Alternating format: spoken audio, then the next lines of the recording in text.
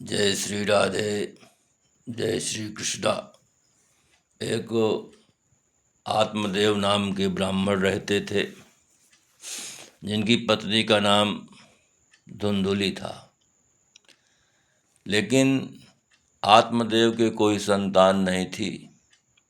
इससे वो बहुत ज़्यादा दुखी रहा करते थे। तो एक दिन बैठे थे तो सोचा कि जिस गाय को हम लाते हैं वो बांझ हो जाती है, जिस पेड़ को लगाते हैं उस पेड़ में कोई फल नहीं निकलते, और जो फल हम घर में लाते हैं वो भी सड़ जाता है। कैसी किस्मत है, कैसा दुर्भाग्य है। बड़ा खेद हुआ। तो वो घर से बाहर गए, एक तालाब के किनारे, वहाँ पानी पिया, बैठ गए, विचार कर रहे थे। तो एक सन्यासी जी वहाँ पर आए, वो भी पानी पिए और बैठ गए। तो आत्मदेव उन्हीं के पास जाकर लंबी लंबी सांसें लेने लगे और रोने लगे। तो सन्यासी ने कहा, कहो विप्रदेव, क्यों रो रहे हो, क्या चिंता है तुमको? कहा, महाराज, मैं अपने प्रारब्ध के कर्मों को रो रहा हूँ।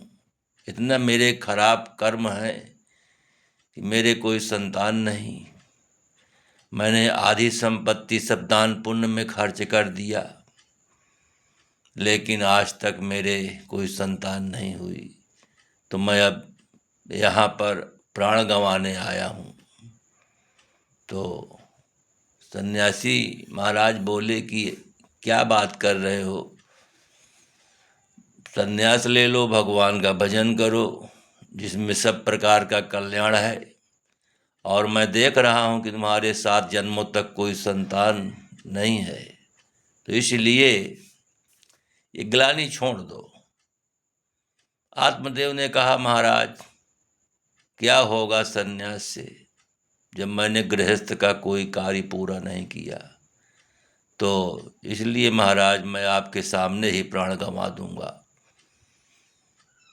महाराज ने सोचा कि अब इसके जो है तो वही संतान का मतलब मोह जटिल सताए हुए है। तो कहा, देखो ऐसा करो कि तुमको एक हम फल देते हैं, इसको अपने पत्नी को दे देना, तो वो पुत्रवती हो जाएगी। और कहा, प्राण मत गंवाओ। फल लेकर महाराज चले गए। अब वो फल लेकर के अपने पत्नी को दिया, कहा, लो इसको खा लो। देकर फल कहीं बाहर चले गए। उसने सोचा कि ये फल खा लूँगी तो मेरे गर्भ हो जाएगा। इतने में उसकी एक पड़ोसन सखी आ गई। कहा, सखी, अगर ये फल खाऊंगी तो गर्भ होगा, मैं कमज़ोर हो जाऊंगी और घर का काम धंधा न हो पाएगा, और कम से कम मेरी ननद रानी आएगी तो सब माल मत्ता यहाँ से उठा ले जाएगी। तो इसलिए मैं ये फल को नहीं खाऊंगी। तो न खाया फल। तो उसकी बहन ने कम से कम पूछा कि क्यों नहीं फल खा रही हो? कहा, मैं फल नहीं खाऊंगी। तो कहा, अच्छा ठीक है, अगर फल नहीं खा रही हो तो उसको तुम अपनी गैया को खिला दो, तो परीक्षा हो जाएगी, और मेरे पेट में गर्भ है, वो गर्भ मैं तुमको दे दूंगी। तब तक तुम गुप्त रूप से रहना, पतिदेव से कह देना कि मेरे गर्भ हो गया। तो 6 महीने के बाद मैं बोल दूंगी घर में कि मेरा बच्चा ख़त्म हो गया, तो पड़ोस के जान जाएंगे कि बच्चा ख़त्म हो गया, और मैं आकर के उस बच्चे का पालन पोषण कर दूंगी। समय बीता और धुंधुली के बच्चा के बहाना से वो रहने लगी, और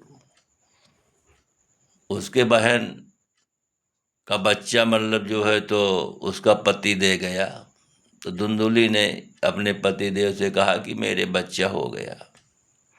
ले उसका लालन पालन होने लगा और 3 महीने के बाद वो गैया के भी एक बच्चा पैदा हुआ जिसका नाम गोकर्ण पड़ा। और जो इसके बच्चा पैदा हुआ, बहन वाला बच्चा आया, उसका नाम पड़ा धुंधकारी। अब दोनों ये बड़े हुए तो गोकर्ण तो अपना भगवान के भजन ध्यान में उनकी मति लगी, और जो धुंधकारी रहा ये चांडाल रूप धारण करके और हाथ में फंदा लेकर 4 कुत्तों को लेकर शिकार किया करता था, बड़े बड़े पाप करता था। तो एक दिन क्या हुआ कि अपने घर में माता पिता को बहुत मारा, मार पीट करके। तो पिताजी सोचे कि अब तो बड़ा गड़बड़ है, ये सब घर का माल मत्ता भी ख़त्म कर दिया, तो मर जाना ही अच्छा है। क्या बताएं, इससे अच्छा हम बिना पुत्र के ही रहते तो अच्छा रहता। तो गोकर्ण समझा बुझा करके पिताजी को जंगल ले गए कि चलो भगवान का भजन करो। और गोकर्ण की जो माता थी वो कुआं में गिर करके मर गई। अब धुंधकारी इधर बेश्याओं को लेकर के घूमने लगा, चोरी करे और चोरी करके बहुत सा माल इकट्ठा किया। तो बेश्याओं ने सोचा कि अब जब कहीं ये पकड़ जाएगा तो सब माल मत्ता घर से चला जाएगा।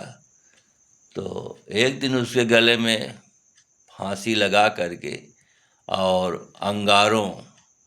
अंगारे आग के अंगारे मुंह में ठूस ठूस करके भरा, तो उसके प्राण निकल गए। अब उसी घर का वो प्रेत हो गया और गोकर्ण भगवान का भजन कर रहे थे जंगल में। तो एक दिन गोकर्ण ने सोचा कि चले देखें घर में क्या हाल है। आए देखे तो घर खंडहर और भाई भी मर गया। तो उस घर में जब वो रात के रहे तो वो नाना प्रकार के रूप बना बना करके डरवाने लगा। तो सोचा ये तो प्रेत हो गया। तो वहीं पर सप्ताह यज्ञ मतलब श्रीमद् भागवत की कथा गोकर्ण ने शुरू किया।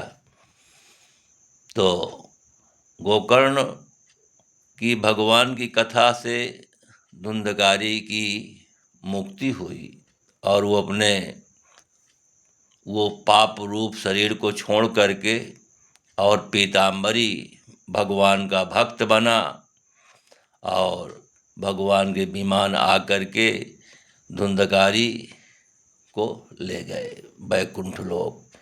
तो इस प्रकार से ये जो श्रीमद् भागवत कथा है तो ये आपके जीवन के जितने पाप हैं, प्रारब्ध क्रियमाण कर्म के जितने पाप हैं, ये सब भस्म कर देती है। बोलिए भक्त भगवान की जय।